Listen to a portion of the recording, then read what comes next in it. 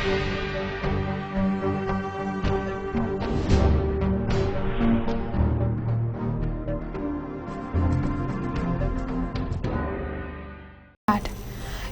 Vindhya times में आपका स्वागत है और आपके साथ मैं श्रेया हाजिर है आज की बुलेटिन की खबरों के साथ। पहली खबर की बात करते हैं। आज माध्यमिक शिक्षा मंडल 12वीं बोर्ड का रिजल्ट घोषित हुआ, जिसमें रीवा के त्योथर की छात्रा खुशी सिंह ने एमपी टॉप किया। खुशी शासकीय कन्या उच्चतर माध्यमिक विद्यालय त्योथर में पढ़ती है। अपनी कड़ी मेहनत और लगन से उन्होंने मध्य प्रदेश में टॉप किया, जिससे न केवल उनके विद्यालय परिवार बल्कि पूरे रीवा को गर्व हो रहा है। बता दें, खुशी आर्ट्स स्ट्रीम से थी। 500 में से 486 अंक प्राप्त कर खुशी ने एमपी टॉप किया। खुशी ने अपनी इस सफलता का श्रेय अपने माता पिता और शिक्षकों को दिया है। खुशी ने बताया कि वह आगे चल के टीचर बनना चाहती हैं। खुशी की 4 और बहनें हैं जिन्हें खुशी पढ़ाती हैं और चाहती हैं कि उन्हीं की तरह उनकी छोटी बहनें भी उनके परिवार का नाम रोशन करें। आपने मध्य प्रदेश माध्यमिक शिक्षा मंडल में टॉप किया है, तो आपने कितने घंटे पर लॉकडाउन के समय पढ़ाई करती थी? हम लॉकडाउन में सुबह 4 बजे उठते थे और 8 बजे तक अपना पढ़ाई करते थे, फिर घर काम करते थे और फिर फिर काम करने के बाद फिर पढ़ते थे, फिर खेलते उलते थे। ये लॉकडाउन के समय आपका 2 पेपर फंसा, तो किस हिसाब से आपने पढ़ाई किया कि आपने जिले में प्रदेश में नाम रोशन किया है आपने? हमको पढ़ाई में ज़्यादा दिक्कत नहीं पड़ी, काहे कि हमने पहले ही अपना सब्जेक्ट पूरा कर चुके थे उसी वाले पेपर में, इसलिए हमको ज़्यादा मेहनत नहीं करनी पड़ी। इसका श्रेय आप किसको दे रही हैं? इसका श्रेय मैं अपने टीचर को, अपने सर लोग को और मम्मी पापा को और जो घर के हैं फैमिली को देना चाहूँगी। ये आपने जो आपका श्रेय जो है आपने टॉप किया, मतलब आपका श्रेय क्या है, क्या बनना चाह रही हैं आप? मैं फिलहाल टीचर बनना चाहती हूँ। और इसके अलावा क्या ख्वाब है आपके पारिवारिक हालत के हिसाब से आपने जो नाम रोशन किया है मध्य प्रदेश में, उसका श्रेय और विद्यालय की तरफ से क्या योगदान था आपका? और हो गया सब, क्या बोलते हैं, ज़्यादा योगदान नहीं था। कौन से स्कूल में आपने पढ़ाई की है? हमने government girls higher secondary school Tyothar से पढ़ाई की है। वो फार्मर है। हाँ, और मम्मी क्या है? मम्मी गृहिणी है। और आप परिवार में आप कौन सी बहन भाई कितने हैं आपके? मैं 5 बहन हूँ। और आप बड़ी हैं छोटी हैं? मैं तीसरी नंबर वाली हूँ। और आपके छोटे भाई बहन जो हैं उनके लिए आपके क्या संदेशा दे रही हैं कि क्या उनका क्या एजुकेशन के हिसाब से कैसे करवाएंगे आप? मैं चाहती हूँ वो भी हमारे तरह पढ़े, इसलिए हम उनको पढ़ाते भी हैं। अच्छा, आप एजुकेशन के हिसाब से बच्चों का, आप छोटे बच्चे जो हैं आपके बहन वगैरह उनको शिक्षा दे रही हैं? हाँ। संभाग भर में कोरोना संक्रमित मरीजों की बात की जाए तो रीवा में सबसे ज्यादा कोरोना संक्रमित मरीज पाए गए हैं। पिछले 4 दिन के भीतर 82 कोरोना संक्रमित मरीज पाए गए, तो वहीं आज भी रीवा में बड़ा कोरोना विस्फोट हुआ और एक साथ एक दिन में 28 कोरोना संक्रमित मरीजों की पुष्टि प्रशासन के द्वारा की गई है, जिसमें से फोर्ट रोड में एक ही परिवार के 13 कोरोना संक्रमित मरीज पाए गए हैं। रानी तालाब, द्वारिका नगर का क्षेत्र, इसके साथ ही गोविंदगढ़ और शिल्पी प्लाजा में कोरोना संक्रमित मरीजों की पुष्टि की गई। अब तक जिले में 3 कोरोना संक्रमित मरीजों की मौत हो चुकी है, तो वहीं एक्टिव केसों की संख्या बढ़कर 131 से अधिक हो गई है। 258 कोरोना संक्रमित पाए गए हैं। प्रशासन सभी कोरोना संक्रमित मरीजों की हिस्ट्री खंगालकर संपर्क में आए लोगों का सैंपल ले रहा है, साथ ही मरीजों को क्वारंटाइन किया जा रहा है। इस दौरान प्रशासन को कड़ी मशक्कत करनी पड़ रही है और कोरोना संक्रमित मरीज आसानी से क्वारंटाइन सेंटर तक जाने के लिए तैयार नहीं हो रहे हैं। कोरोना के बढ़ते मामलों को देखते हुए रीवा कलेक्टर इलैया राजा टी ने शनिवार और रविवार के अलावा सोमवार को भी लॉकडाउन का आदेश जारी किया। सोमवार लॉकडाउन के बाद कहीं न कहीं रीवा की जनता को समस्या का सामना करना पड़ा और उनमें हड़बड़ी की स्थिति निर्मित हुई। इसी मुद्दे पर आज मऊगंज के पूर्व विधायक सुखेंद्र सिंह बन्ना ने प्रेस वार्ता आयोजित कर मीडिया कर्मियों से बात की। पूर्व विधायक सुखेंद्र सिंह बन्ना ने कहा कि इस तरह अचानक लॉकडाउन घोषित करना उचित नहीं है। वह इस फैसले का समर्थन नहीं करते हैं, इससे जनता में हड़बड़ी पैदा होती है। पूर्व विधायक सुखेंद्र सिंह बन्ना ने कहा कि अगर लॉकडाउन की स्थिति निर्मित होती है तो प्रशासन को 3 दिन पहले ही जनता को सूचित किया जाना चाहिए, ताकि जिलेवासी लॉकडाउन के लिए मानसिक रूप से तैयार हो जाएं। किसी भी तरह की समस्या का सामना उन्हें न करना पड़े। इसके अलावा पूर्व विधायक द्वारा यह भी कहा गया कि लॉकडाउन का पूरी तरह पालन तभी हो पाएगा जब जनता के पास पूरी सुविधा रहेगी। इस पूरे मसले पर पूर्व विधायक ने रीवा कलेक्टर से भी चर्चा की है। व्यवस्थाएं जो हैं वो आज की स्थिति में कैसी, मतलब क्या व्यवस्थाएं आपको दिख रही हैं और क्या इसके लिए उपाय होने चाहिए?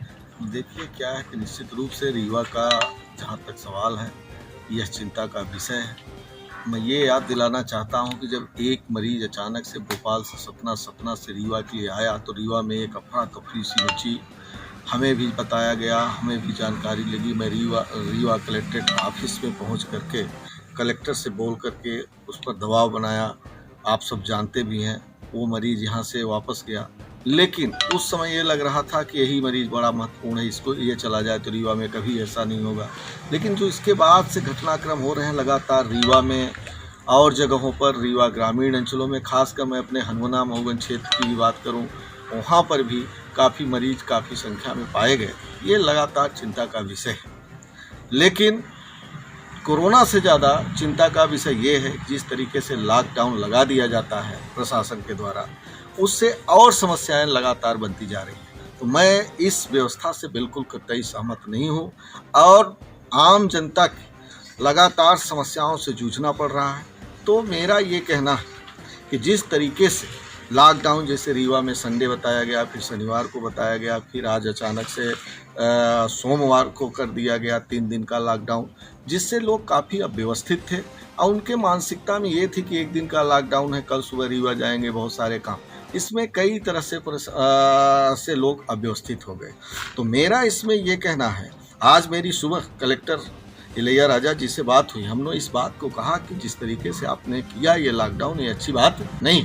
इसमें अगर आपको करना है लॉकडाउन तो कम से कम 3 दिन पहले आपको डेट निर्धारित करके बता देना चाहिए कि फला तारीख से लॉकडाउन रहेगा। इसमें हर व्यक्ति अच्छे अपने तरीके से व्यवस्थित हो जाएगा, सचेत रहेगा कि अगले 3 दिन बाद लॉकडाउन लगना है, चाहे हफ्ते भर के लिए लगाओ, चाहे 10 दिन के लिए लगाओ, उससे आपको लाभ होगा। लेकिन आप अचानक से लगा करके आम जनता को प्रताड़ित कर रहे हैं, ये मेरे समस्या है। इसमें से प्रताड़ना के अलावा कुछ भी नहीं। जहां पूरे देश में कोरोना महामारी ने अपना आतंक फैला रखा है, वहीं त्योहार में जनता अपने घरों पर रहकर ही त्योहारों को मनाने को मजबूर है। जहां सावन में हर शिवालयों में भक्तों की भीड़ देखने को मिलती थी, पर इस वर्ष मंदिरों का नजारा कुछ और ही है। देखिए पूरी खबर। देश में कई शिवालय हैं जहां पूरा सावन में दूर दूर से भक्त जल चढ़ाने पहुंचते थे। ये सावन के महीने में कई कावड़ियों का जत्था जो कई किलोमीटर पैदल चल शिव को जल अर्पित करते थे, पर इस कोरोना महामारी ने कईयों के पहिए रोक दिए। पूरे देश में कोरोना से हड़कंप मचा हुआ है। पूरा प्रशासन इस कोरोना महामारी से लड़ते दिख रहा है, पर इस बार इस कोरोना काल में लोग घर पर ही रहकर शिव की आराधना कर रहे हैं। मीडिया ने एक ऐसा मंदिर देखा जो कई वर्ष पुरानी गाथा सुनाता है।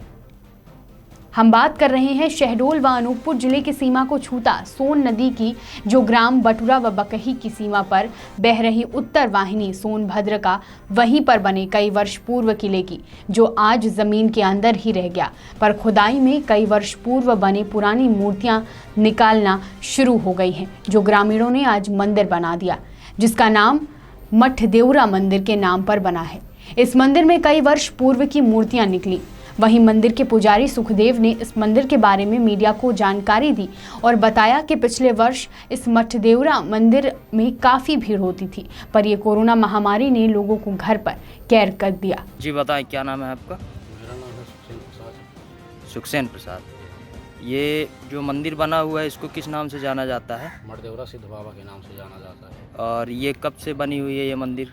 ये बहुत पुराना स्थान है, हजारों साल पुराना स्थान है। हजारों साल पुराना है ना? पांडवानी है। अच्छा, पांडवों का जमाना का। जी जी। और यहाँ हर वर्ष की भांति इस वर्ष भीड़ देखने को मिली है या नहीं? नहीं, भीड़ तो यहाँ चलते ही जाता है, क्योंकि हर सोमवार यहाँ भंडारा होता है। जी, जैसा कि मैं अभी देख रहा हूँ यहाँ तो बिल्कुल भी भीड़ नहीं है जिस हिसाब से चाहिए। तो इस वर्ष हर वर्ष की भांति इस वर्ष कैसा रहा माहौल हर सोमवार का? इस बार हर सोमवार का माहौल कुछ डाउन था, है ना? डाउन था। और सुना है यहाँ भंडारा भी होता है हर सोमवार को? होता है, हर सोमवार को होता है हमेशा। 14/4/2014 से भंडारा चालू चल रहा है, तो चल ही रहा है। अच्छा, क्या नाम बताए थे अपना? मेरा नाम है सुखदेव प्रसाद। कहाँ के निवासी हैं? बगही का रहने वाला। और मंदिर में आप? पुजारी हैं कि पंडा हैं। जहां पूरा देश इस कोरोना महामारी को झेल रहा है और प्रशासन गरीब परिवारों को कई योजना प्रदान कर रहा है, पर कुछ फाइनेंस कंपनी हैं जो गरीबों को लोन के नाम पर धोखाधड़ी कर लूटने का प्रयास कर रही हैं। अभी कुछ दिन पूर्व ही शहडोल पुलिस अधीक्षक के निर्देश पर माइक्रो फाइनेंस कंपनी के कई लोग धोखाधड़ी के मामले में पकड़े गए हैं। जानकारी के अनुसार आवेदिका सुनीता कोल निवासी भदवावाड़ा ने पुलिस अधीक्षक कार्यालय पहुंचकर Mahindra home rural finance company के क्रेडिट मैनेजर पर 30,000 रुपए हड़प लेने का आवेदन दिया और पैसा लेने का कोई भी कागज व रसीद नहीं दी गई। धोखाधड़ी कर पहले खाते पर पैसा डाला गया, फिर निकलवा लिया गया। गरीब परिवार न्याय की गुहार लगा रहे और कार्यवाही की मांग कर रहे हैं। ग्रामीणों ने मीडिया को बताया कि Mahindra home rural finance company के क्रेडिट मैनेजर पूरे लॉकडाउन में जहां प्रशासन ने 3 महीने की किश्त में रियायत दी थी, पर कई कंपनी प्रशासन के निर्देशों का पालन न करते हुए किश्त के नाम पर ग्रामीणों का शोषण करते दिखे। किश्त के नाम पर पैसे भी लिए गए और रसीद भी नहीं दी गई। अब इस मामले पर पूरी रिपोर्ट पुलिस अधीक्षक के कार्यालय में ग्रामीणों ने लिखित शिकायत की है। क्या इन गरीबों को न्याय मिलेगा, यह तो जिला प्रशासन ही जाने। शहडोल से पंकज राव की रिपोर्ट। शहडोल से क्या हो गया, क्यों आई हैं आप एसपी ऑफिस? हमारा पैसा लिए हैं 30,000 ऐसे आए। किसने लिया 30,000? सियाराम पांडे। सियाराम पांडे? हाँ। कहाँ के हैं ये शहडोल से। शहडोल से। क्या हैं ये? महिंद्रा फाइनेंस से। महिंद्रा फाइनेंस से। क्या कुछ आप लोगों ने लोन लिया था? लिए थे 1 लाख। 1 लाख रुपए लोन लिया, किस चीज़ के लिए?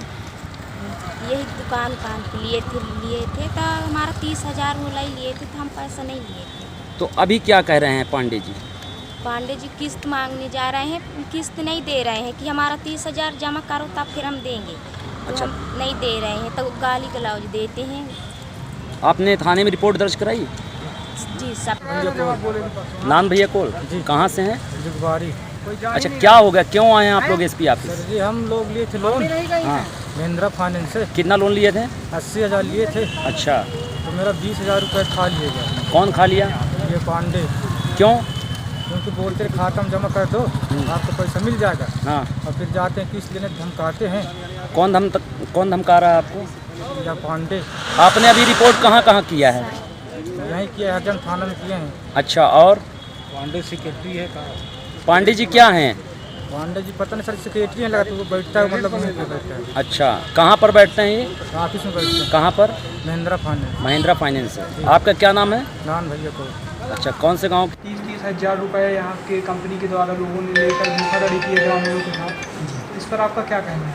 मैं बस ये कहूँगा, जैसे कि अभी आप लोगों ने मुझे पत्र दिया हुआ है जिसमें मेरी ब्रांच के खिलाफ में जो मेरे एम्प्लॉय हैं, एम्प्लॉय जो एम्प्लॉय अभी काम कर रहे हैं, उनके खिलाफ जो भी शिकायत हुई है, अगर वो सही निकलती है तो उनके खिलाफ सरकार कार्रवाई कर सकती है। उसके लिए मैं कुछ नहीं कह सकता।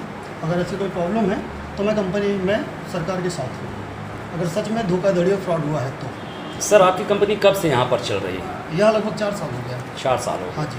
जो ग्रामीणों ने इस प्रकार से आरोप लगा रहे हैं आपकी कंपनी फाइनेंसरों के ऊपर कि इस प्रकार धोखाधड़ी करते हैं, क्या अभी तक आपके यहाँ ऐसा कोई मामला आया था क्या पहले? देखिए, अगर उनके साथ धोखाधड़ी होती है तो मुझे आशा है कि सबसे पहले कस्टमर हमारे पास आके कंप्लेंट करता है कि सर हमारे साथ इस तरह की धोखाधड़ी हो रही है। हो सकता है कि अभी कोविड-19 के कारण कस्टमर जो पेमेंट जमा करने में उनको दिक्कत हो रही है, तो उनको कहीं से किसी ने ज्ञान दे दिया हो कि भाई आप लोग ऐसा कर लो, हो सकता है आप लोगों के लिए कुछ हो जाए। मैं बस इतना ही कहूँगा इस मामले में, अगर सच में मेरी कंपनी के द्वारा या मेरे एम्प्लॉइयों के द्वारा कुछ गलत हुआ है तो मैं सरकार के साथ। क्या नाम है सर आपका? लक्ष्मीकांत भैया, ब्रांच मैनेजर। ब्रांच मैनेजर हैं? हाँ जी। किस कंपनी में? महिंद्रा रूरल हाउसिंग फाइनेंस में। ठीक सर, थैंक यू जी। उमरिया जिले के नौरोजाबाद थाना अंतर्गत दिनांक 3 जून को पीड़िता ने अनावेदक कैलाश चौरसिया पिता दिलीप चौरसिया निवासी वार्ड 8 नैका दफाई नौरोजाबाद के विरुद्ध शादी का झांसा देकर शारीरिक संबंध बनाया गया था, जिसकी शिकायत थाना में लिखित में रिपोर्ट कराई गई थी। थाने में आरोपी के विरुद्ध अपराध 133 धारा 376 SC/ST एक्ट का पंजीबद्ध कर पूर्व में आरोपी कैलाश चौरसिया को गिरफ्तार कर न्यायालय पेश किया गया था।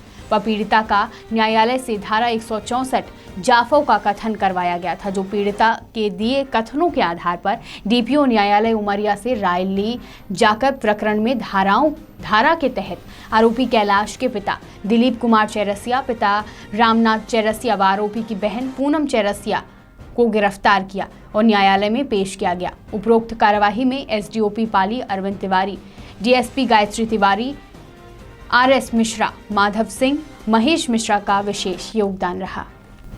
उमरिया जिले के नौरोजाबाद में SECL जोहिला क्षेत्र के उप क्षेत्र नौरोजाबाद के AC कैंटीन का बुरा हाल है।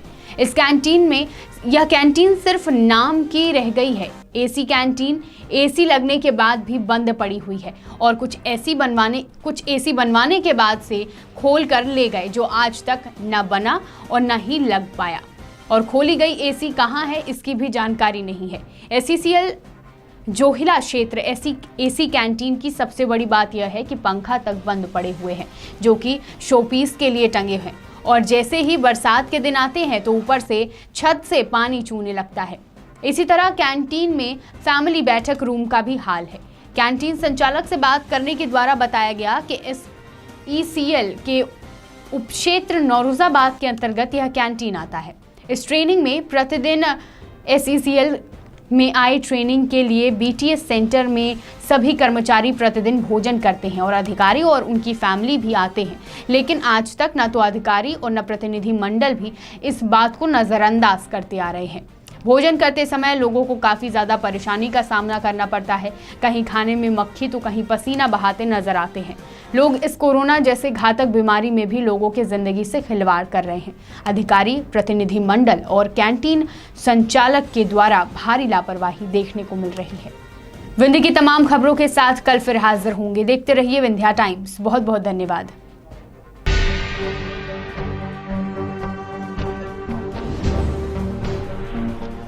VT Bulletin sponsored by Uttam Singh Academy,